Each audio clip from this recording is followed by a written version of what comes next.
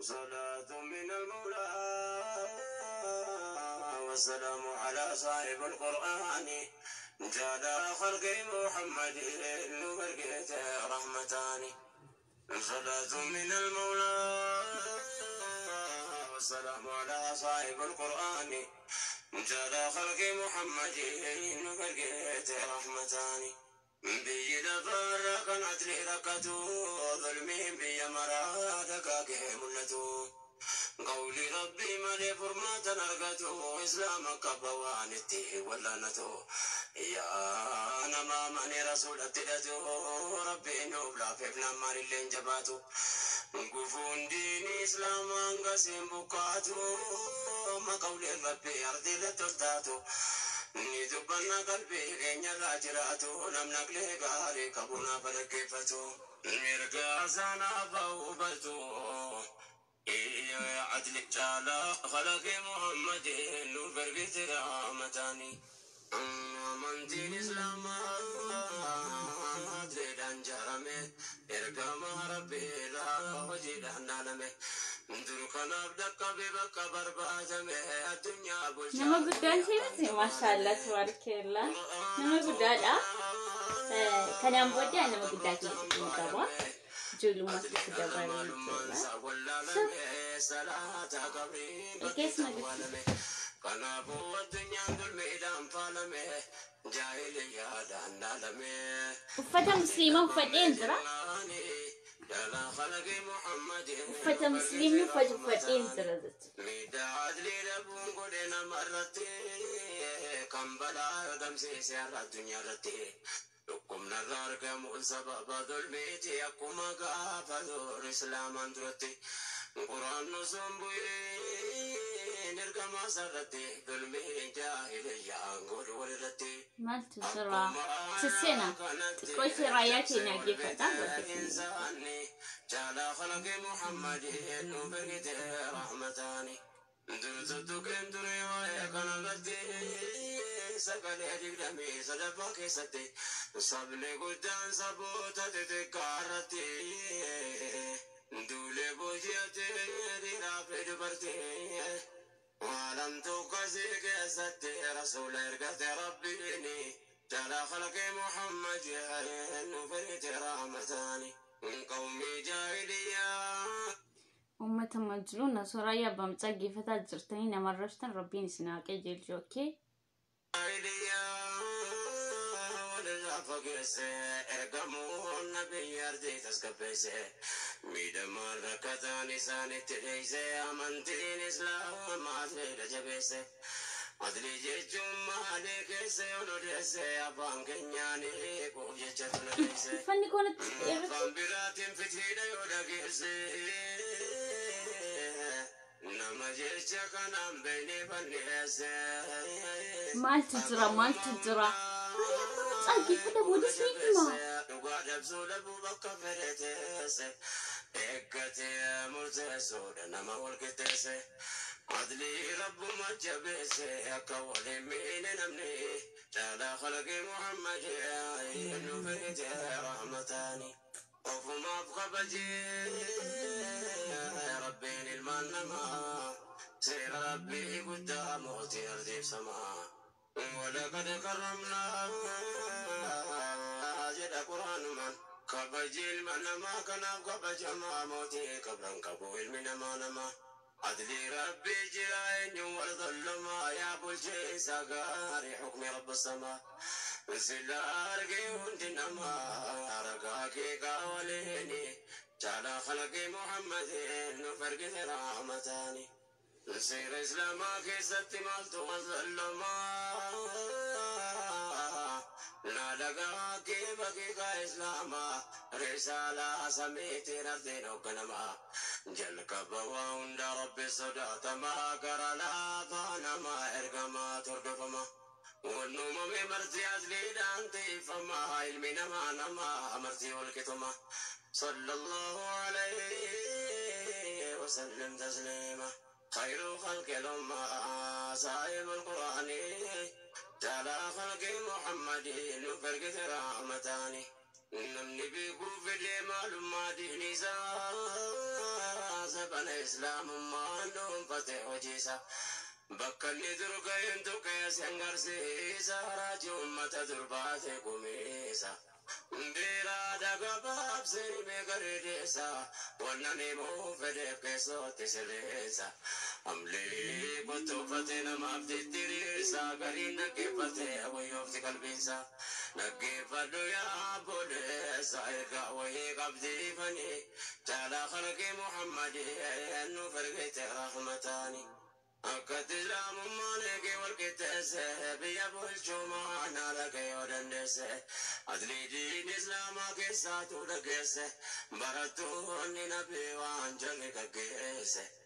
Kanneen qadrii jara imaaniin fageesse. Hangaftoota saabaa taarikni barreesse. Qawmii amrii rabbiif rasuulaa jabeesse. Jarakkiif dhaabbannaan ilaahin milkeesse. Namoota bana hunda odeesse. Qalmeesse kaa'ee seenaani. Jaalaa khalqii Muhammadii nuuf ergite rahmataani. Salaatu min وعليكم السلام ورحمة الله وبركاته. والسلام على صاحب القرآن. جعل خلقي محمد فرقيت رحمتان. صلاة من المولى والسلام على صاحب القرآن. جعل خلقي محمد اوكي من دبدا سينا بيا الجمعة الهوى والنتايا والربيع وقال الدنيا الراقي لموسين الجراء كانت هناك كوميدي ورا ربيعك ربين سنا قديسو. وعليكم السلام ورحمة الله وبركاته. وين جنة أنا تلاسير ربي وعوان النتايا سيلانا مورقي ميابتي عندما تلالي الدنيا راقية برسالي رتي بقيني راقية نسيناتي فمينو قية إسوا برنا فني جالا خلقي محمدي نبنتي رحمتاني داويتي الراتي تاركني كالحساب مؤمن توتاكا ميجب الشيكيسا مرقي ستبنا لتوفانو ديسا bulchuus buluus beekanu manni kaleessa ta'anii dabarsa warra jeegalmeessa tolaanis lolaanis atleedhaan murteessa gaalimaa fi dhulmii bukkisaa fageessa mu'mintoonni gaafasa biyya duniyaa keessa adilii diriisuudhaaf jiraatu biyya duniyaa keessa. وليادتيزم بالنساء سين أرقمي قجاني جالا خلقي محمدي جلة الصبا سينا سلبوتا كيسا وقرأي قجاري رالا لنت كوفينا سي أنقنا أبلا بالرادي قوسين إسلام كيسا ديوان وقنون تيه دريجيني ماني صدر قانو البي علماء برسي دبرسي نمغي أمانو مالكتي قلبي إخواني جالا خلقي محمد وفقت رحمتاني صلاة من المولى والسلام على yaada kiyya hubachuudhaaf cinqamtanii jirtan ijoolleen baay'een dhugaa qabdu. Sa'aatiin kun sa'aatii hirribaati. Sagaleen Ustaaz Raayyaa Abbaa Maccaa dhaggeeffatamee waan hin quufamneedhaa fi sabaraa dhaggeeffadhaa jedheen isinaaf feere. Isinis sabartanii na caqasuu hin dandeenye. Kanuma Raayyaa Abbaa Maccaa osoo dhaggeeffatu nama arrabsitu jira. Rabbiin isin haa qajeelchu jechuurraan kana fi waa tokko isiniin jechuu hin dandeenyu. Maaliif ummata akka namaatti dhalatee akka namaatti nyaatu akka namaatti dubbatu sammuu dhabdanii waan jirtaniif jennaan egaa namni beektu sammuu keenya fuunee isinitti gochuu hin dandeenyu. Rabbiin gooftaan isin haa qajeelchu isiniin jechuurraan kana fi waan tokko isiniin jechuu hin dandeenyu. Duraan dursaa kabajamoo fi jaallatamoo hordoftoota peejii Hawwishaa Duulatti jalatti argamtan. Assalamu alaikum wa rahmatullahi wa barakatuh. Jirra jirtu fayyaa keessanii jabaattu annagaa kooti galata rabbi. Waan ani isiniif qabadhee dhufe waan haaraa miti. Waa'ee Ustaaz Raayyaa Abbaa Maccaa wajjin wal ilaallatee waan isaan maxxansan irratti namoonni hedduun Ustaaz Raayyaa Abbaa Maccaa qeeqaas ni jirtu, arrabsaas ni jirtu. Garuu ustaazni kun kabajaa guddaa qabu. Namni amantaa isaarra poolitikaa hin jaallatu beektu miti. Namni amantaa isaarra amma isin amantaa keessa immoo wis siyaasa kan isin filattan osoo wal bira isin qabani. Namni kun nama ulamaa'ii nama guddaadha. Namni ulamaa'ii Rabbii siyaasaaf jecha xuquun nurraa hin eegamu. Paartii kamiyyuu haa ta'u isaan siyaasa kamiyyuu tin jedhanii yoo isaan waa tokko maxxansan namni ni dogongora. Hidhamtoota siyaasaa mana hidhaa jiran kanallee uummanni Oromoo ni jaallata. Maaliif Oromoof waan hojjetaniif, Oromoof waan aarsaa kaffalaniif jennaan qalbiin namaa hundiyyuu mana hidhaa jiraachuu ni mala. Ustaaz Raayyaa Abbaa Maccaa dogongoranii jecha kana maxxansanii isaan nurra nama beekudha. Nurra nama ulamaa'ii Rabbiidha. Nama qara'eentiin jedhudha. Akkamitti nuyi isaanii tuquu dandeenya kan jedhu hedduu natti dhagahame dhugaa Rabbiiti. Kanaa kiraa keenyaaf ta'u siyaasa osoo hin taane amantaa walirratti wal kabajuudha. Mee amma warra pheenxee, warra ortodoksii, warra amantaa ayinatii meeqa hordofu kana mee ilaalaa. Takkaa qeesii isaanii xiqqeessanii beeku, takkaa arrabsanii beeku. Garuu isaan qeesiin isaanii siyaasarra amantaa isaanii amma alaabaa lummuxxii fi amantaan ortodoksii wal qabata dhugaa dubbachuu ta'e. An amantaa namaa tuquu hin barbaadu. Irra caalaasaa sabni Amaaraa alaabaan lummuxxiin sun bakka nun bu'u kan jedhee mormuu ni jira. Maaliif alaabaan Minilik jechuudha. Minilik uummata Oromoorrayyuu uummata Islaamaa hedduu cafacafe waan ta'eef jennaan. Isinii galee isaan ortodoksii amantaan baandiraa lummuxxii sunii fi ortodoksiin sun akka Rabbitti warra baandiraa sanatti amanu jarri. Mee jarumti akkas wal xiqqeessanii beeku nuyi ulamoota keenyaaf akkam kabajaa kennaa jirra. Siyaasa moo amantaa keessantu isiniif dursa sila. Siyaasa moo amantaa keessan jaallattu sila. Osuma paartii kam deeggaruyyuu. Isaan bakka kaafaa bu'anis haa dubbatanii, hayyoota Oromoo miidhaa isaan ilaalanis waa tokko irraa haa barreessanii. Jechi dogongora Ustaaz Raayyaa Abbaa Maccaa hundumti gurraaf ija godhatee gama amantaas gama Oromummaas waan isaan maxxansan tokko namni waan itti amanuuf jennaan rifachuu danda'a. Dogongoranii jiranii. Dogongora isaanii kanarra nuyi immoo feesbuukii irra baasnee osoo hin taane namni keessaan itti hiqeenya qabu dogongortanii jirtu Ustaaz. Isiniin tuffatanii miidiyaa qabdu. Miidiyaa keessaniin keessaan dhaqxanii jecha tokko lama osoo keessanii fi Ustaaza kanaaf. Mi'a Ustaaza gante biraa ilaalaa eenyutu Ustaaza isaa xiqqeessa. Amantaamoo Ustaaza keessan amantaamoo siyaasa kan isin irra caalaa filattan. Osoo wal bira isinii kaa'anii. Osoo wal bira isinii kaa'anii amantaa keessan immoo siyaasni asirratti hin jijjiirama dhufee darba. Amantaa keessan isiniif fayyadamaa. Ustaazi keessan biliis hin xiqqeessinaa. Ustaaz Raayyaa Abbaa Maccaa Ustaaza eenyuun olitti kabajamaadha. Bakka kamiyyuu bu'anii yeroo dubbatan namni jecha isaanii kana hin amana dhugaa fakkaata. Dogongoranii jiranii namni nama ta'e kan hin dogongoriin hin jiru. Dogongora ta'e isaan amma dogongoranii jiranii dogongora isaaniitti nuyi warri homaa hin beekne.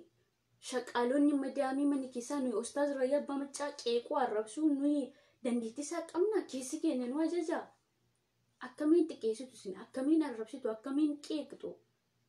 Tokko immoo biyya Ustaaz Raayyaa Abbaa Maccaa intinii jedhe namni tokko yoo dogongore nama sana xiqqeessuudhaaf suura nama waan hin taane profaayilii irra kaawwachuun warra kaafaa keessas ta'e eessas ta'e. Joonii nama mucaan Jimmaa Raayyaa Abbaa Maccaa qeeqe dhiifama gaafata viidiyoo sanallee hin kaasa. Waan godhellee hin kaasa. Isanni gaafa taaziyaa baasaaf boo'ee maal jedhe fuutanii suura isaa intinii gochuun maaliif barbaachise? Namni bare kuma hojjaasaa yaannisaas kabajaasaas isinii waliin ta'uu qabu. Akka darajaa keessanitti nama ilaaluu qabdanii. Moo siyaasa tokko keessa jirreettanii fiigdanii dhaqxanii nama tokko xiqqeessuun maaliif barbaachise? Siyaasni si waliin qabriin seenu beekaa. Siyaasa miti haati keef abbaan kee iyyuu si waliin qabriin seenanii hojii kee qofadha. Innata madduun yaarra jirtu katabamee si eega dukkana qabrii keessatti hojii keetti gaafatamta malee siyaasni dhufee bakka si bu'ee bakka badii kee sanaatti waasiisiif hin ta'u. Maaf kana yaaddan isin? Ustaaz Raayyaa Abbaa Maccaa kana jedhan jettanii Ustaaz Raayyaa Abbaa Maccaatti duuluun hin barbaachisaa? Hin barbaachisaa? Kana biraan ololli feesbuuk irra deemaa jiru argaa jirtu. Namni tokko osoo nyaatiin bultii 9 ga'anii 7 ga'anii 8 ga'anii kan jedhu dhagaa jirra. Qabatamaatti dhugaasaaf sobasaa adda baafannee hin jirru. ijaaf gurri uummata Oromoo mana hidhaa dhaabbilee siyaasa warra hidhaman kana qalbiidhaan har'a boomoo borbo maal ta'u kan jedhu namni ciisee yaaduu danda'a. Akkuma nuyi dhaaba keenya jaallannu, akkuma nuyi dhaaba keenya waliin deemnu, inni dhaaba sana waliin deemus hayyoota Oromoo kan jaalala qabus amma siyaasa isaanii jibbine malee nuyi namummaa isaanii hin jibbine. Jawaaris Baqqees taanaan Hamzaa Booranaas taanaan isaan qofa miti. Hidhamtoonni meeqatu mana hidhaa jira. Kunoo biyya alaa keessatti kan dararamaa jiru eenyu quba qaba. Kanaafuu nama tokko bicha sa'aatii 24 jechuun siyaasa isaanii yoo jibbine nuyi namummaa isaanii hin jaallanna. Siyaasni immoo yoomiyyuu waladda. Waan tokko ammoo hidhamtoonni siyaasaa bilee mana hidhaa kana ta'an yoo jedhaman namni yoo dhage dhugaa fakkaachuu ni mala. Waan tokko immoo osoo hin jedhin Ustaaz Raayyaa Abbaa Macaa poostii godhanii jirani. Poostii isaan godhan itti immoo deebisanii kaasanii jiran namni kamiyyuu ni dogongora.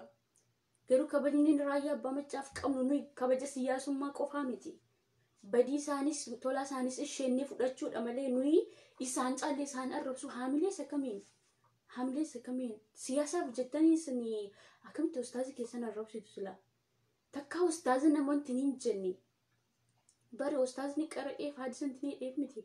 Ulamaa rabbii nama akkasiisin xiqqeessuun isin irraa eegama.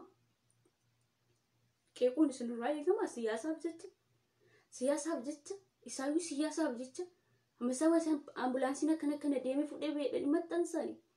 Yani dogongoranii jiran kaasanii jiran dogongora isaaniitti immoo isaan dogongora yoo dogongoranillee yoo intinillee unuuf tokko akka isaan jedhaniitti deemuu qabna.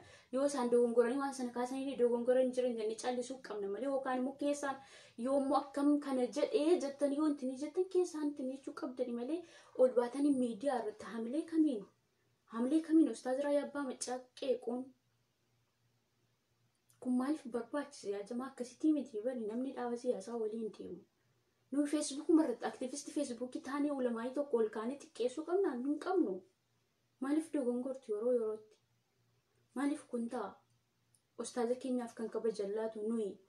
Isinii galee garuu isin dhaaba siyaasaa jibbaa dhaaba siyaasaa sana qabdaniif waan tokko yoo namni tokko intineedhe isa amantaa keessan dagattanii gama siyaasaa deebitanii nama sana ol deebisuu gad deebisuu garuu namni sun kun hin maluufi qeeqaan hin maluufi Ustaaz Raayyaa Abbaa Macaa gamoo Oromummaattis ta'e amantaattis ta'e aarsaa guddaa nama kaffale Raayyaa Abbaa Macaa jechuun.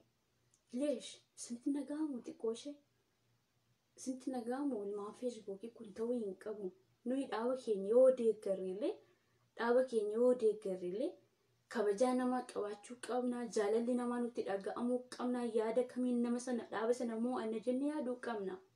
Moo akkuma nutti dhufe dhaabni kun maaliif akkana godhe namni kun maaf sobantinii inni gama siyaasaan eenyu elemoo qilxuu kan jettan sanifaa maayidha. Caffee raamis sanafaa namicha mataa malaaxaa kana yuutuubii daldalachuuf kijibaa haasa'u kan akka isaan sana yoo qeeqxan deebii olaataniif isinirraa bareeda. Garuu Ustaaz Raayyaa Abbaa Macaa maaliyyuu jedhanii yoo maxxansan haamilee kamiin kan isin qeeqxan. Dhaaba fedhan haa deeggaran waan fedhan jedhanii poostii haa godhan. Nuyi isaanirra hin beeknu. Nuyi isaanirra mistira hin nageenyu. Isaan kan jiraatan biyya kan jiraatan Finfinnee keessa. Inni isaan maxxansan dhugaas haa ta'u kijibas haa ta'u waan namni tokko immoo waan itti fakkaate tokko waan dhageesse tokko barreessee maxxansa. Maaliif warra hidhamtoonni siyaasa mana hidhaa jiran sun nuyi siyaasa isaaniirraan siyaasaan adda ta'ani malee Oromoof aarsaan kaffallee hin jenne. Isinii galee dhaaba nuyi amma waliin deemnee deeggaraa jirru kanatti kan nu amansiise eenyu Jawaar Muhammad. Isinii galee aangoo sana kanatti hin ga'e eenyu Jawaar Muhammad. Jawaar Muhammad ni jaallanna Baqqalees ni jaallanna. Isinii galee jara kanaaf hidhaan hin malu waliin deemuutu isaaniif mala jennee nuyi yaadaan isin waliin jirra. Dhaaba keenyas akka uummanni Oromoo hammatee deemutti akka uummanni Oromoo walii galee deemutti dubbachuu haasa'uu qabna malee akkamitti isin Ustaaz Raayyaa Abbaa Macaa qeeqxu akkamitti intinii jettu isin sababa isaan jecha tokko lama barreessanii maxxansanitti nuyi beekumsaan Ustaaz Raayyaa Abbaa Macaa caallee gama diiniidhaan isaan caallaa gama beekumsaan aarsaa Oromoo kaffaliin inni isaan caallee nuu hin caalle maaliif yaadaa hin dubbattan isin. Namni dhaabbilee siyaasaa warra hidhamanii jiranis halkaniif guyyaa namni gurrasaa dulloota warra kaafaa jechan taanedhanii badhaadhina arrabsan biyya arrabsan bakka hin kenniifi na warra akkasiif. Garuu isin yaada qabdan akka Oromummaattis ta'e akka paartiittis jecha fudhatama qabu moo warra dulloota asirraa Abiyyiin Oromoo miti jedhanii Abiyyirraa Oromummaa fuudhanii xiiqii isaaniif jecha ustaadni tokko maaliif waa'ee kaafaa dubbatee ustaadni kun sijjamar dhalataa eessaati? Gama diiniitti nama akkamiiti? Darajaa kam jira jettanii yaadaa malee waan dhaabbilee siyaasaa warra hidhamanii jiran kanaaf waa tokko jecha tokko dubbate maaf kana jedhaa jechuu hin qabnu. Maaliif aarsaa Oromoo kaffalan isa akka isaanti namni nuyi warra feesbuukii hin kaffalle isinii galee akbaar isaan dhagaan nuyi hin dhageenyu isinii galee waan biyya jiraniif waan qabatamaan irra ga'aniif kanaaf waan isaan maxxansan tokko irratti ustaaz lakki akkas miti jettanii koomentii jala galtanii barreessu yaada bareedaa kaa'u isaayyuu. Maaliif nuyi haamilee isaanittiin tuqnu hin qabnu kaabadan haamilee isaanittiin tuqnu hin qabnu isinii galee. Kanaaf ustaaz keenya please akka waynu namni dura amantaa isaa jaallate achi Oromummaa isaa jaallata. Dimookiraasii biyyattii akka waliin deemamutti deemama malee dhaabni nuyi deeggarre kun maaf tuqamee yookaan immoo ustaazni kun waa'ee jara kanaan maaf akkanatti dogongoranii jirani garuu dogongora isaanii kanaaf nuyi arrabsuu nurraa hin eegamuudha. Waan isin fakkaattii ilaalcha qabdanii fi ustaaz akkas jettanii barreessuu koomentii jalatti. Namni barreessuu dadhabu hin jiru.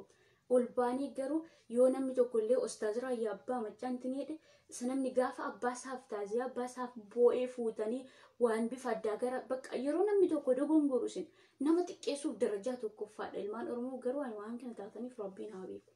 Nama xiqqeessuuf darajaa tokkoffaa suura namaa balleessuu profaayilii irra eegsi maaliif barbaachise kun? Bifa kanaan wal mo'achuu hin danda'amu. Bifa kanaan waliin deemuu hin danda'amu. Oromummaan akkasitti miti.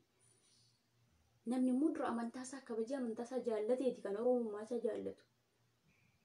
Addunyaa irratti Oromummaan kun malee garaa kiraatti yeroo deemtanis waliin hin deemu. Kanaaf iyyuu please ustaaz keenya kabajaa. Hidhamtoonni siyaasaas nyaataa hin jiran yeroo jedhamu achitti maal ta'edhee uummanni Oromoo gurraaf ijantin jedhee achitti eegaa jira. Yeroo ammoo ustaazni kana maxxansan dhugaa fakkaachuun malee isaanis dogongoranii jiran nama ta'ee kan hin dogongoriin hin jiru.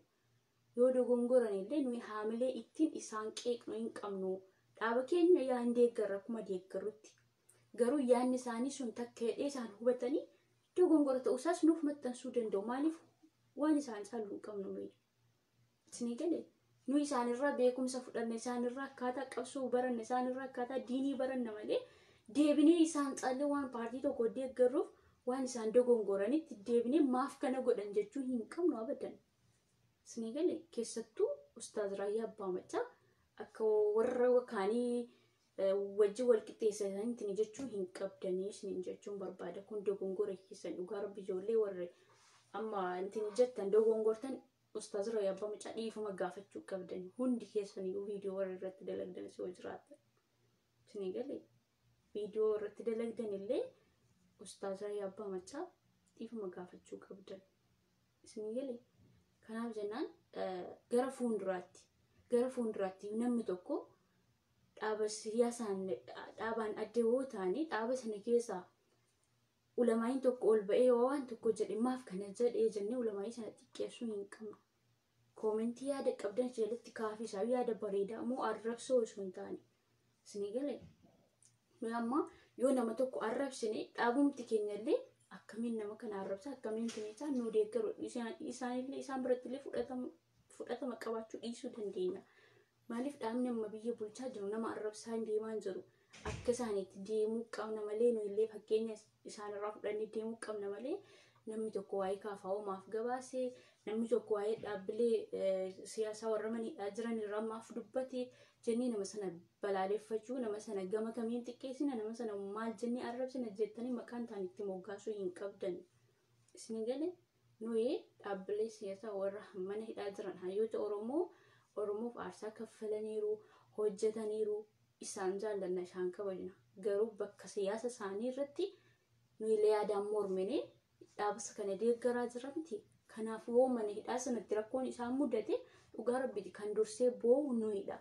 Isinii galee akka walii galaatti akkuma gaafa Jawaar Mohaammed mana dheegduu kiyyantiin jedhan sanatti akkamitti boostan mee amma ijoolleen shamaraa keessattuu imimmaa lakkuu asiifachiin buustan osoo amma rabbiin yoo maasaan hin godhin malee mana hidhaatti rakkoon tokko isaan mudate kan dursee boo'u uni mala jechuudha.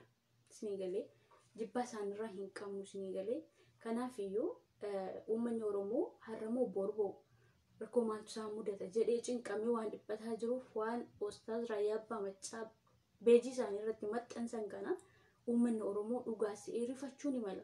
Lubbuun nama meeqas wareegama ta'uu danda'a sababa kanatti hin beekamu dogongoranii jiran garuu isaan nama guddaadha. Nuyi isaan olii taanii maaf kana jedhanii jecha kana maaf jedhanii arrabsuu hin qabnu.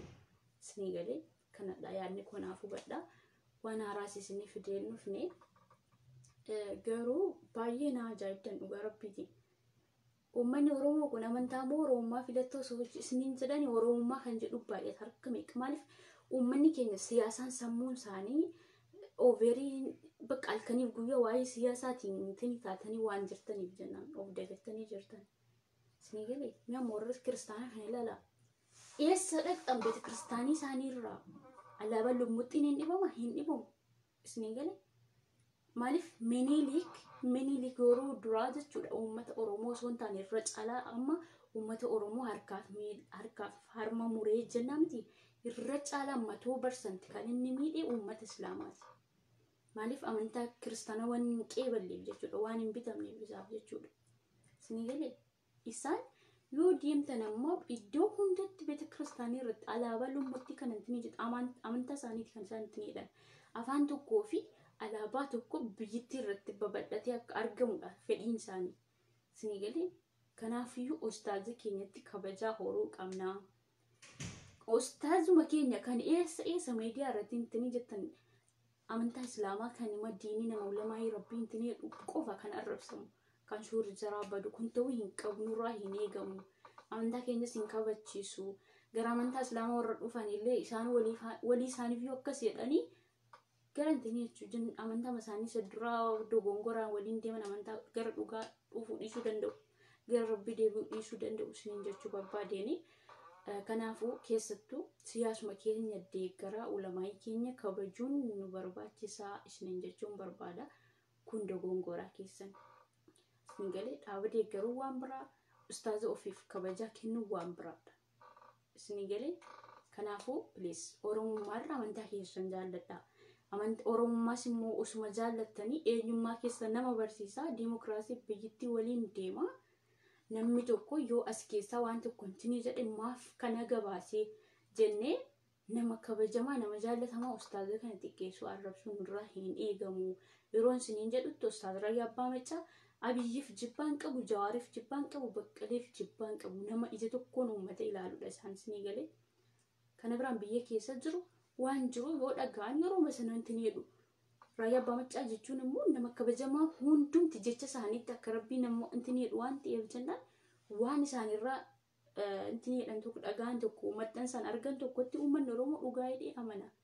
Hin dogongoran immoo waa jiru. Hidhamtoonni siyaasaas midhaan nyaachaa hin jiran jechuu dhaga'aa jirra. Namni midhaan hin nyaatiin qanii tokko oolee yoo bule gaafa lammaffaa dubbachuu hin danda'u guyyaa 9 taa'u miti. Yoo dhuguma nyaachaa hin jiraanne dhaabbileen siyaasaa kun yoo achi keessatti waan tokko ta'an hunda keenyatu waqqafama lubbuu nama hedduutu achi keessatti darba. Isinii galee nuyi siyaasa isaaniiti malee kan intini jenne namummaa isaanii abadan hin jibbine akka kiyyatti isinii himaa jiraan. Baqqalee Garbaa umurii isaa guutuu mana hidhaatti fixe. Akka nama maatii isaa wajjin taa'ee intini hin jenne isinii galee gammachuu inni gammadee bara meeqa keessa walgahii Jimmaa irratti dubbate inni yeroo sanaaf inni ammaa kun wal adda. Isinii galee kanaafuu namni bilisummaa dhufe jedhee gammadee dhaabbileen Oromoo hundi waliin deemuudhaaf gammachuu qabu. Bakka tokkotti immoo wal abdii godhatee yeroo akkanatti wal harcaasanii inni kan mana hidhaatti galu nuyillee gammachuu hin qabnu. Yeroo isaan waliin deeman nuyi kan gammannu. Yeroo isaan walii galanii waliin deeman nuyi kan gammachuun nutti dhaga'amu. Isinii galee uummanni keenya wal harcaasee diina ofitti kofalchiisu. Isinii galee warra jibbaa Oromoo qabu nafxanyaa ofitti gammachiisuu hin qabani. Isinii galee isin immoo daraan kan nafxanyaan dhaabbileen siyaasaa hayyoonni keenya mana hidhaa jiran warri nafxanyaan nutti gammadan irra daran ol baatanii ustaaza keenya keessa baatanii akkana xiqqeessuun arrabsuun isinirraa hin eegamu isiniin jechuun barbaada. nuyi siyaasaan intini jenne malee Jawaar Mohaammed maneedhaa keessatti waa ta'u hin jaallannu. Baqqeen achi keessatti waa ta'u hin jaallannu. Isinii galee wal dhabdee godhataniiti malee hayyoota kanaaf hidhaan hin malu. 100%dhaan isaaniif hin malu. Dogongora isaanii heeraaf seeraan osoo namni isaanii dhaga'in walgahii godhatanii miidiyaan Oromoo ni jira. Achirratti wal waamanii badii isaanii irratti wal gorfatanii wal deebisachuu malee akkana Oromoon hayyoonni Oromoo wal harcaasee Oromoon diina walitti ta'ee walii keenya diina walitti taanii saba kaan ofitti walitti of nu gammachiisuun kun nurra hin eegamu. Isaanis dogongoranii jiran.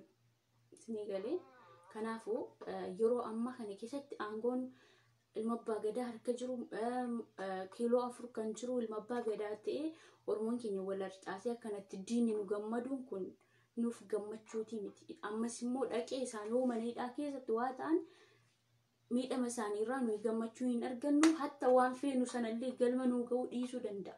Yoo harka wal qabatanii deeman mixiin wal qabatee deemtu laga ceedii jedhamamti. Yoo wal qabatanii deeman bilisummaa uummanni Oromoo fedhu dhufuu danda'a.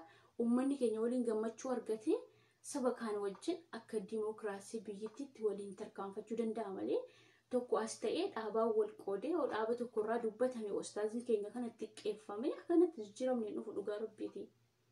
Isinii galee hin dogongorinaa isiniin jechuufanii ustaazii keenyaaf kabajaatu mala. Waan barbaadan jedhanii haa maxxansanii waa'ee badhaadhinaarraa haa dubbatanii waa'ee kaafaawwarraa haa dubbatanii maaliif waan hedduu keessa waan darbaniif aarsaa guddaa waan kaffalaniif isaanirra nuyi beekaadhaa jechuu hin dandeenyu. Isaanirra nuyi qabsaadha ofiin jechuu hin dandeenyu.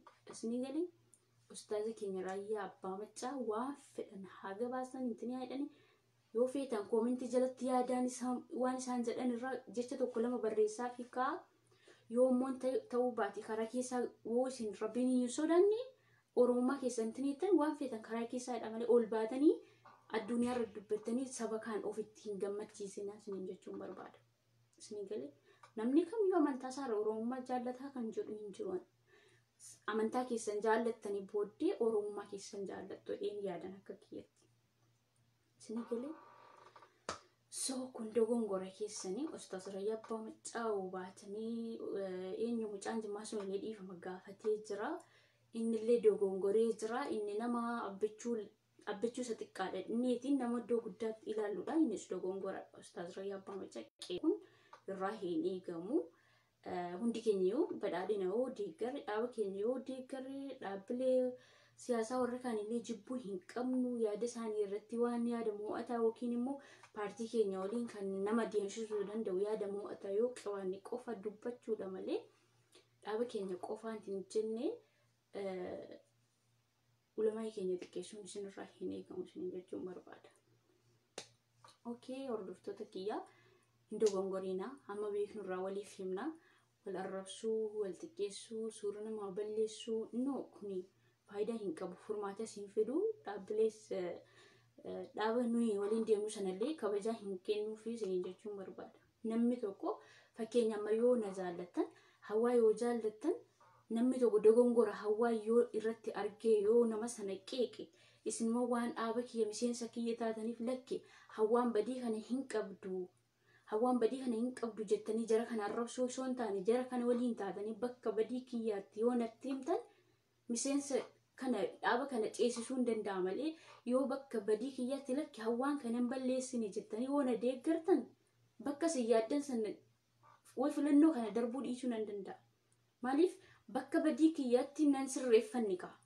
Na deeggaruu jechuun bakka badii koottis na qeeqaa na sirreeffachaadha malee kan isin iddoo isin yaaddan kana yookiin immoo aangoo kana qabadhee deemuu kan hin danda'u bakka sanatti waggaa dheeraa bulchuu kan hin danda'u osoo badii qabu badiin hawaa kan namiti jettanii yoo irra darbitan anillee bakka sanaa gadi bu'ee jechuudha. Isinii galee namni tokko yoo iddoo tokkotti namantini jedhe waa tokko qeeqe maaliif dhaabni keenya kun tuqame maaliif mootummaan keenya kun qeeqame jechuu hin qabnu. Yoo dhuguma dogongorri jiraati yoo dhuguma miidhaa dhaaba siyaasa kana keessatti uummata Oromoof waan hin taane tokko jiraate uummanni Oromoo kunnuuf hin taane jedhee kan dhugaatiin mormuu ni jira. Kan immoo yoo tuun beekama dallachuuf yookiin immoo Abiy Ahmed dhalataa Jimmaa ta'uudhaaf inaafii jecha hin taane barreessee gabaasuu ni jira. Akkuma sadheen gaddaa osoo hin du'iin du'e jedhamu kana jechuudha. Isinii galee kanaaf iyyuu ilaalchi namaa wal addadha. keessatti immoo Ustaaz Raayyaa Abbaa Macaa qeequu haamilee isaas dandeettii isaas beekumsa isaas hin qabnu 100%. Kana isiniin jechuun barbaada. Waalaikum assalaam warahmatullahi wabarakatuh. Raftanii jirtanii ani sa'aatii darbeen dhufee dhugaa rabbitti baay'ee namaaf farsiisa waan isin gootan. Nuyi dhaaba keenya yoo deeggarrellee Ustaaz keenyaaf kabajaatu malaa xiqqoon isinirraa hin eegamu isiniin jechuu barbaade. Namni kun ulamaa'idha. Nama ilmi rabbii ofirraa qabudha. Isaa yoo waa tokko isiniin jechuu baatan illee dhugaa rabbiiti. Rifannaan isaanii isiniif waan gaariiti. Isiniif gaarii miti. Namni ulamaa ilmi rabbii ofirraa qabu tokko jecha tokko yoo isiniin jedhe akka dhaga'u hin beektamu hin beektu. Yoo waan tokko jedhanii isin abaaran abaarsuun ala xulee isin qabata lafaan bu'u jechuudha. Isin galee garuu isaan nama waan namaan jedhanii miti. Laakiin isin ofii keessan amantaa keessan beektanii namni kun maal akka ta'e amantaa islaamummaa keessatti oromummaa keessatti aarsaa maal akka kaffalan ilaaltanii isin galee nuyi gumaachan illee namni uummata oromoof gumaachee hin jiru isin galee Sumaalee irraa kan buqqaaniif Ustaaz Raayyaa Abbaa Macaa immoo meeqa kaffalan isaanii hoo maal qabu? Eenyu bira dhaabbataa jira Ustaaz Raayyaa Abbaa Macaa bira? Garuu isaan waan qaban irraa boorsaa isaanii waan hundaan tiniyeedhanii uummata Oromoo bira nama dhaabbatudha. Nama beela'aa beeluu baasudha. Nama mana namatti ijaarudha isaan. Haamilee ma ittiin qeeqnu hin qabnu abadan. Kanaafuu dogongortanii jirtanii ijoollee koo dhaaba badhaadhina warra deeggartanis hin dogongorina. Iddoo dogongorruutti wal sirreeffachaa mootummaan keenya iddoo waan gaarii hojjetetti faarfachaa iddoon immoo xiqqoo dogongoretti kun dogongoromee jira jennee miseensa paartii badhaadhinaa keessa warra jiran qeeqqatanii sirreeffatu nama ofii malee callisanii miti jechuu miti. Ilmaan kaafaa ollee akkuma kana dhaabaan adda taana malee anamma girrisaadhaa maalidha isiniin jechuu hin barbaadu. Maaliif Oromooti Oromoo ofuma keenya maqaa walitti moggaasna malee nuyi Oromoo girrisaas hin beeknu. Isin galee Oromoon girrisaa jedhamu hin jiru. Girrisaa kan jedhamu warra Facebook kana roosuma waa tokko hin beekin as deemtanii itti deemtanii tinitanii namaaf nama wal nyaachistan namaaf nama walitti buustan warra akkasiiti malee dhaabbileen siyaasaa kan beeknu kaafaa badhaadhina adda bilisummaa Oromoodha. Isin galee akka dhaaba sana maqaa waamtee qeequun isinirraa barbaachisa malee arrabsuun irraa hin eegamu isin jechuun barbaada. Filannoo nama barbaanne filannaa abbachuun nuuf ta'ee jira hojjetaa jira. Isin filannaa jarreen amma mana hidhaa jiran kunis aangoo barbaachaaf osoo hin taane bilisummaa isaan fedhan iddootti wal dhabantu jiraatee jennaan yaadaan wal mormaniiti sadarkaa darajaa kana ga'an malee badii biraa qabaataniiti miti. Uummata Oromoof aarsaa kaffalaniiru. Ani vaayintis erguun danda'u hawaa qubee hawaa bichaa barreessaa jirta tokko natti fakkaateeti. Kanarra hin beeku ani paartii keenya akka kabajamee deemu akka nama waliin deemu gochuu kan dandeenyu nuyiidha. Osuma makaanii akka maraatuu nama arrabsinee dhaaba tokko xiqqeessinee hin jenne dhugaa rabbi dhaabichumti nuyi deeggaru iyyuu nu tuffataa isiniin jechuu barbaade. Isin galee maaliif nuyi dhaabni nuyi deeggaraa jirru sun nama arrabsaa hin jiru. Ba'aati nama kana hidhaan jechaa hin jiru. Nuyi ofii keenya miira keessa gallee kaafaa deeggarra badhaadhina deeggarra jennee kaanii nama tokko xiqqeessuu lamaa tokko xiqqeessuu nurraa hin eegamu. Isaan dogongorree jechaa hin jiru. Dogongoranii jiran. Waan isaan maxxansan kanatti uummanni Oromoo ba'ee kumaatamaan wareegamuu danda'a. Maaliif hidhamtoota siyaasaa mana hidhaa jiran kana ijaaf gurra Oromoo waan ta'aniif jennaan Abiyyii dabalatee isaan nuyiif qaaliidha. Isin galee Abiyyii dabalatee nuyiif qaaliidha. Gaafa Finfinneetti boombiin darbame akkanatti harkaan qabee kan du'e qeerroon eenyu fedheetu Abiyyiin akka miidhamu hin barbaanne. Abiyyii uummanni Oromoo hin jaallanna hin kabajna. Maaliif Oromoo miti gaa? Oromoodha ilma abbaa gadaati. Ilma sanyii mootiiti. Isin galee gaafa boombiin itti darbame akkanatti harkaan qabee kan wareegama lubbuu ta'e mucaan sun boombiin sun gaafa san nama meeqaaf darbatame Abiyyiidhaaf akka darbatame quba qabaadha. Wala Jawaar ta'e, wala Baqqee ta'e, wala Hamzaa Booranaa ta'e, wala Mararaa ta'e, wala eenyu ta'e, Daawud Ibsaa Marroos ta'e, Abiyyis ta'e, dhaabbilee siyaasaa waliin Oromoof kan hojjetu hundi xalaata Oromoo osoo hin taane, xalaata Oromoo osoo hin taane wagana keenya jira. bakka nu bu'aniiti nu hojjetaa jiru. Isin galee kabajaatu mala isaan nuyiif qaaliidha. Lubbuu isaanii aafiyaa isaanii akka jiraatan feena malee Jawaaris mana hidhaatti akka waa ta'uu hin feenu, Baqqeenis akka waa ta'uu hin feenu, nuyi badii isaaniif yookiin immoo du'a isaaniif hin nabunu abadan. Yoo jiraatan jarri kun wal qabatanii kan diina isaanii injifachuu danda'an. Akka nuyi amma Facebook irratti iyyee afaan bannuu kanaa miti dubbiin. Isin galee akka nuyi asteenyee wajjaween rabbiin homaa san godhin malee mana hidhaa keessatti yoo waa ta'e Abiyyi qofaa isaa injifachuu hin danda'u. Kana quba qabaadha. Yoo immoo Jawaar hin jiraanne Abiyyi qofaa isaa tarkaanfachuu hin danda'u. Jarri kun waliif qoricha waliin ta'aniiti kan wayyaanee fonqolcha waan ta'eef jenna. Isin galee ka'umsisaa tarsiimoonsaa eenyu kanaan ga'e eenyu darajaa sanaan ga'e Abiyyiif lammaan gara aangootti akka dhufan waan beeknuuf jennaan jarri kun qofaa isaanii waa tokko gochuu hin danda'an. Amma dhaabbilee dhaabni nama biyya bulchaa jiru kun ofii masaa intinitee achi ga'e aangoo qabate kiiloo 4 galee miti. Dadhabbii Jawaariin wareegama qeerroof qarreetiin isin galee isaanis jarreen kun akkanatti tarsiimootti baasaniiti wayyaanee achiin fonqolchan jedhanii dhaabbilee siyaasaa biyya galchanii waliin deemnaa gama dandeessanii gara filannoo dhufuu dandeessuu jedhe Abiyyiinis garuu wal dhabanii dhaabbilee siyaasaa kun biyya galan malee walitti dhufanii akka Oromootti hojjechuu hin jenne boodarra hundumtuu mataa kiyya jedhee jennaan dantaa mataa isaaniif garuu jedhamutti wal dhabdeen dhufe. Isin galee garuu tarsiimoo kan itti baase qeerroof qarree kan kakaase eenyu kan tarsiimoo itti baase biyya alaa taa'e Jawaar. Isin galee kan immoo qeerroo dhageessanii lammaanis hundiyyuu akka tarsiimoo isaan qabsoo isaaniitti gahee keessaa qabu yaadamaa. Unuta akkana godhee unuta akkas godhee jechuun hin danda'amu. Hundiyyuu gahee mataa isaanii hojii mataa isaanii aarsaa uummata Oromoof kaffalan waan isaanirraa eegamu hojjetanii jiran. Isin galee kanaafuu ammallee akka eengaddaa sanatti akka waggaa lamaan duraa sanatti yeroo waliin deeman diinni keenya injifatamuu danda'a. Nafxanyaan deebiteen hin dandeessi. Isin galee amma maal jedhu hiriira irratti warri ba'e abaa'oof shanii balaaleffannaa abaa'oof shanii balaaleffatanii mee eenyuun ofitti qabu. Isin galee abaa'oof shanii ooniif maali?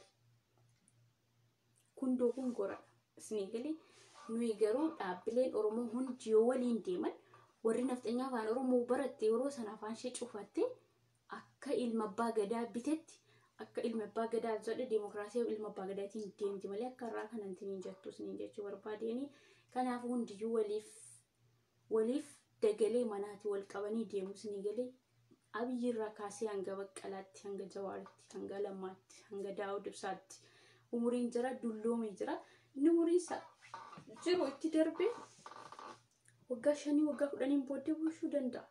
Inni umuriinsa kanan tinii immoo Daawud Ibsaallee kabajaan hojjetaniiru dadhabaniiru umurii isaanii qabsootti fixaniiru waan ta'eef jennaan waan isaaniif barbaachisu waan danda'anii uummata Oromoof hojjetan gahee tokko kennamee fi jaarsallee kabajaan hojjechuu qaba malee kun akkasidhaan balaaleffanne sun akkasidha nurraa fokkisa. Isin galee osoo jarri hin jirre qabsoon kun asiin ga'u isin jechuu barbaadeni. So kanaaf jennaan kabajaatu malaa ustaazi keenya gama siyaasaatti keessattuu siyaasa wajjin walitti qabsiistanii ustaazi keenya hin xiqqeessinaa isin jechuudhaaf hin dhufe dandeettii isaan xiqqeessuun hin qabnu nuti. Understand? Isin galee kanaafuu badhaadhinni haa injifatu ilma abbaa gadaa takkaa filannoof maannoo biyya kana nuu ceesisa jedhanii itti nuuf kennanii jiran aangoo waan ta'eef jenna. Abiy Ahmed akkuma duraasaatti deema garuu jarra kanaaf wajjin akkatti walii galtee uummatan akkatti tokko ta'an haala mijeessaa jara kanaa walii yoo deeme injifannoon inni ammaa kun kan caalu jijjiiramni isaa ammaa kana caalu dhufuu danda'a isin jechuun barbaada. Namni tokko miila lama qabaateefis muka lama hiyyaabu. Abiy Ahmed aangootti kan dhufe ammadha isaayyuu isinitti mee jira rakkoo keessa ture. Abiy Ahmed akka aangootti dhufe maaliif uummata Oromoof kana gochuu dhiise jechuu hin dandeenyu. Namni kuni aangootti kan dhufe reefuudha isaayyuu yaadig jalatti kan inni ittiin jechaa jiru. Osoo isaanii waliin deemu fedhii uummata Oromoo bilisummaa akka kanaa nu agarsiise gara fuulduraatti immoo filannoo booddee waan kana caalu isarraa eeggannaa jechuudha. Hayyoota Oromoo wajjin wal qabatanii yoo deeman. Garuu jibbaa yoo gidduu isaaniitti dhume uummanni daasporaas baatanii akka isaan wal balaaleffatan akka isaan wal jibban yoo gochaa yoo deemne hayyoonni kun yoo wal dhabaa deeman bilisummaan illee kufaa deema, gabrummaan itti fufaa deema jechuudha. Ni galee waggaa 27 caalaa kan nutti dhufu amma. Ni galee amma nafxanyaan nutu wayyaanii injifatee jettee uummata Oromoo illee dhukaasuu yookiin immoo intini jechuu yaalii gooti. Garuu gara kamiin iyyuu uummata Oromoo injifachuu hin dandeessu nafxanyaan persentii meeqa akka keessaa meeqadha kan meeshaa qabus kan loluu danda'us. Ni galee hundi jara nafxanyaan kan warra mana asmaaritti guddatte malee warra lola beektu iyyuu miti. Amma kanaayyuu kan bilisummaa fide dhiiga qeerrooti malee jara keessaa namni wareegama lubbuu kan qabsoodhaaf wareegama lubbuutii tokko hin jiru. Hundi jara wal deebitee mana asmaaritti yeroo dandeessu yeroo qeerroo wareegamu jarri daansii isaaniitti jiran. Ni galee kan hoteela keessa jiraatan maaliif isaan biyyittii kan ammatti intini jechaa jiran of dhaaddatan kana dhiiga qeerroof qarreeti. Jijjiirama kanayyuu kan fide malee saba warra nafxanyaa kanaa miti jechuu barbaadin. Garuu hayyoonni keenya yoo wal dhaban amma isaan nuti injifate jedhanii gara Oromootti deebi'uu yaalii gochuu danda'u. Lafa Oromoo saamuudhaaf dandeettii isaallee hin qaban garuu yaaduma danda'u. Garuu tokkummaan uummata Oromoo yoo cimi bilisummaan kana caaluu dhufuu danda'a. Isin jechuufani daasporaan biyya alaa rooza qooftanii maal jettan please of qusadhaa. Hayyoota keenya waan isaan wal dhaban hin dubbachiisinaa akka isaan tokko ta'anii deemanidha nuyi hawwiin keenya. Tokko ta'anii adeeman jechuun immoo Jawaar aangoo qabatu, Baqqalee aangoo qabatu, Abiyyi achi haa bu'u jechuu miti. Akkuma dura Jawaar jedhetti Abiyyi shufeera ta'a, Jawaar iddaatii ta'a, Baqqaleenis bakka barbaachisutti jara kana waliin wal utubanii akka isaan uummata Oromoof Oromiyaa akka isaan bilisoomsanidha nuyi hawwiin keenya malee. Jawaar achi haa bu'u Oromoo miti diqaalaadha, Baqqalee akkasidha. Nama formeeshinii wayyaanii hojii waliin qabudha jennee maqaatti moggaasuu hin qabnu. Ni galee isaan aarsaa hedduu kaffalanii jiranii akka nuyi ammas keessa teenyee waa'ee Oromoo dubbannu dhaaba tokko waan jaallannuuf dhaaba sanarraa intini jennee jara kaan xiqqeessuu nu kanaa miti Oromummaan. So kan isin jechuun barbaade dubbiin baay'ateef harreettiin fe'amu yeroo dhugaan isin himamu isin jaallattanii waan ta'eef jennaan gaafa dhugaan isiniif galu ni jira. Rabbiin isin haa qajeelchu. Ustaaza keenya hin xiqqeessina. Please. Waan barbaadan jedhanii yoo gabaasan jecha isaanii uummanni Oromoo waan isaan amanuuf jennaan dhugaa fakkaachuu ni mala dogongoranii jiran dogongora isaaniitti immoo isaan dhiifama gaafachuu danda'u. Kanaafiyyuu hayyoota Oromoo mana hidhaa jiran illee uummata sabaaf sablammii Oromoo kan ta'e kan isaan jibbuu tokko hin jiru. Miidhama isaanii kan barbaadu tokko hin jiru. Nagaadhaan achi ba'anii karaa nagaa Abiyyi waliin akka deeman qofadha nuyi hawwiin keenya malee achi keessatti akka isaan waa ta'anii miti. Understand? Kan isin jechuun barbaada. Rabbiin jarallee nagaa godhee achi baasee walii galtee gidduu isaaniitti nuuf haa uumu jechuurraan kana fi waan tokko jechuu hin dandeenyu. Rabbiin umurii isaanii nuuf haa dheeressu tokkollee isaan haa godhu jechuun barbaada. Yeroo gaarii qabaadha. Har'a akkasuma irratti nu ga'a. Ijoolleen nama arrabsitan Rabbiin isin haa qajeelchu. Ani homa tokko hidhee isin hin arrabsu. Oromoon jijjiirama wal gorfata malee waliin arrabsu. Oromummaan keenya tokko kun afaan Oromoo baranne malee noormaalii Oromoo ta'uu nama shakkisiisa. Kanaafuu rakkoo miti. Arrabni keessan namarraa hin dubbifamu keessattuu please ijoolleen badhaadhina koo deeggartan. Yoo ustaazni keenya kabajamaa jaallatamaa waa'ee hidhamtoota siyaasaa mana hidhaa jiran irraa yoo waan tokko gabaasan arrabsuu hin qabnu jechuun barbaada. Nagannaaf turaa. Yeroo gaarii qabaadha. Halkan gaarii. Nagaan bulaa amma narra faa.